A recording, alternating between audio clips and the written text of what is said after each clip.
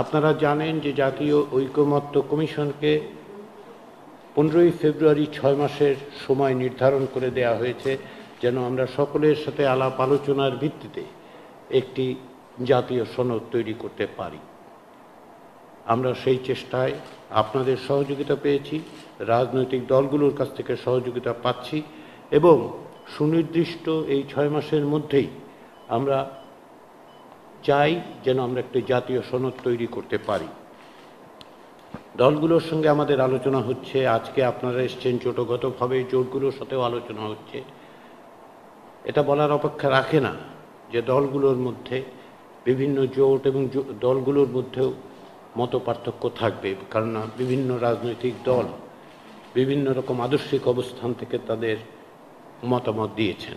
আমাদেরকে এক জায়গায় আসতে হবে। এর অর্থ এই নয় যে সকল বিষয়ে আমাদের সব বিষয়েই আমরা একমত হতে পারব, কিন্তু যেগুলো রাষ্ট্র বিনির্মাণের জন্য, পুনর্গঠনের জন্য প্রয়োজন, গণতান্ত্রিক ব্যবস্থা, জবাবদিহির ব্যবস্থা তৈরির জন্য প্রয়োজন, সেখানে আমরা আশা করি যে আমরা একমত হতে পারব।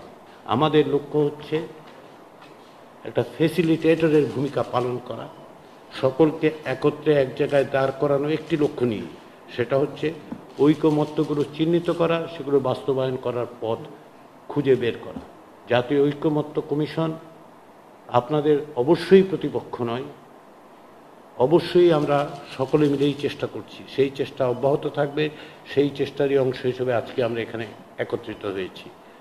আলোচনা অন্যান্য রাজনৈতিক দলের সঙ্গে হবে এবং তার মধ্য দিয়ে আমরা অগ্রসর হব। আবারও বলি যে আমাদের লক্ষ্য হচ্ছে সুনির্দিষ্ট নির্ধারিত সময়ের মধ্যে একটি জাতীয় সনদ তৈরি করা, যা বাংলাদেশে একটি জবাবদিহিমূলক গণতান্ত্রিক রাষ্ট্র প্রতিষ্ঠার জন্য আমাদের সহযোগিতা করতে পারে।